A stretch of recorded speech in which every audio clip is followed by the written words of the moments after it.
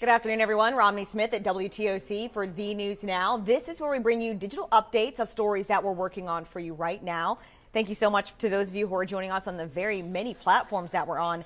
That includes our website, WTOC.com, the WTOC apps, Amazon Fire, Roku, Twitter, YouTube, and Facebook.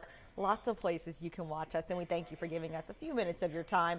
Those of you on Facebook already know the deal. This is where you can interact with us live. I'd love for you to say hello. Let me know where you're watching from, and of course, if you have a comment on a story or a question, you can post it right there. If you post a question, I'll do my best to get you the answer, but if I don't have an answer for you, that's okay. I can always go back in the comment section afterward, post a link to get you a little bit closer to the answer that you are looking for. So far, thank you very much for watching. Pam Hinton, Cynthia Balmer, Destiny Williams, Eric Dixon. There's so many of you out there saying hello, giving me the thumbs up and the emojis. I appreciate you guys. Okay, so we have an update to a story about two men from Savannah who were caught bringing large amounts of cocaine and marijuana into and out of our area. So this is Ron Allen. He is 41 years old. He was sentenced to 7 years in federal prison. And 42-year-old Edward Tyler was sentenced to 14 years in prison.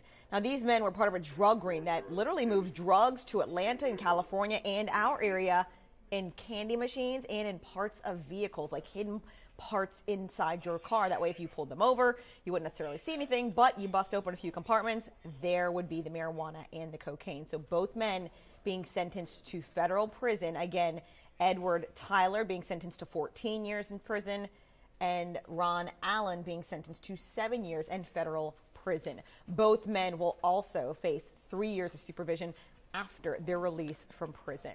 All right, moving on. Another lawsuit has been filed against Georgia's Secretary of State and the Republican gubernatorial candidate, Brian Kemp. This is over claims of voter suppression. Civil rights groups say Brian Kemp and the Election Board of Gwinnett County, Georgia, are rejecting absentee ballots without warrant. The Atlanta Journal-Constitution reports that around 9% of all absentee ballots have been rejected in Gwinnett County. Gwinnett is actually one of Georgia's most racially diverse counties in the whole state. So the election board says they're following state law. Voting rights groups have filed 2 separate lawsuits at this time, calling for those ballot rejections to be reviewed. If anything happens, we will let you know. Speaking of voting, for those of you who live in South Carolina, today is the last day you can register to vote if you'd like to participate in the November general election in South Carolina. Now, you can register online, by mail, or in person at any counter voter registration office. Again, today is the last day for South Carolinians to register to vote.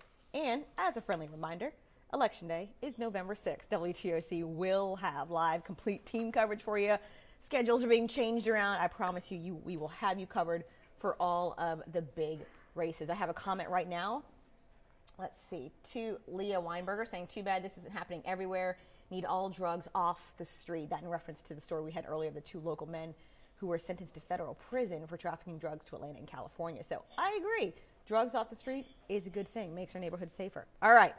I have to get to this story because I'm kind of obsessed. No one matched all the numbers again in the Mega Millions. So you know what that means. It grows again. So that means this Friday, the jackpot for the Mega Millions is at a whopping $900 million. Let me say that again. $900 million. The cash payout is $513 million. But if you want a little bit more, you can always take payments over 20 years, meaning you could legit become an overnight multimillionaire worth $500 million or more. We have a poll on Instagram right now asking if you plan to play. Take our survey. We will have the results tonight on The News. Tickets only cost $2. I'm going to buy several because a girl still got student loans to pay off, you know? That windfall would be really nice in my bank account right about now. And a lot of you as well. I'm working on a story. I spoke with some people earlier today about what they would do if they won, if they plan on playing. A lot of mixed reactions. I hope you join me tonight at 6 on The News for that story. And I just want to, lay this out there, okay? If you happen to win, I'd like to be the first to interview you if you choose to be public. And in the state of Georgia, you actually do have to list your name in order to collect your winnings. I know. I wish it was anonymous, but it's not. But if I find out who you are, I will knock on your door and ask for an interview. It's part of the job. Just saying. All right, let's get a quick look at weather from meteorologist Cutter Martin.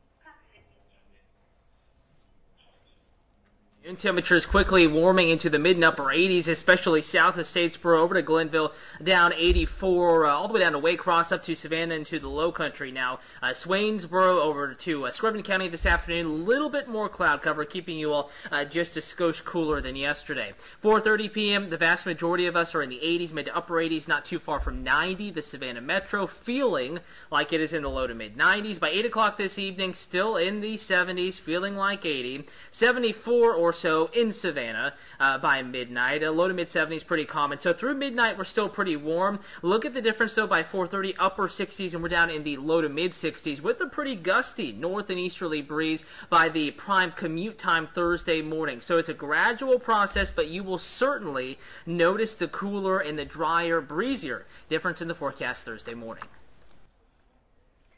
All right, thank you very much, Cutter. We appreciate that. Hey, I have a comment on Facebook about voting.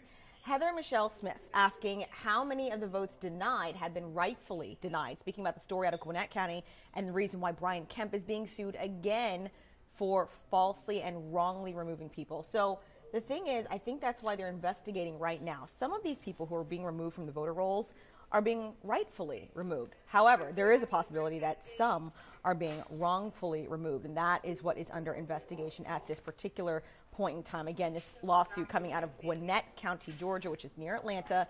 Civil rights groups saying Brian Kemp and the election board are rejecting absentee ballots without warrant. So that is under investigation right now. Of course, if anything happens, we'll pass it along to you. All right, guys, I have more to work on right now for the 3 o'clock digital update. You can always reach us online at WTOC.com, as well as our social media pages, Facebook, Twitter, Instagram, Snapchat, YouTube, all of that. See you at 3.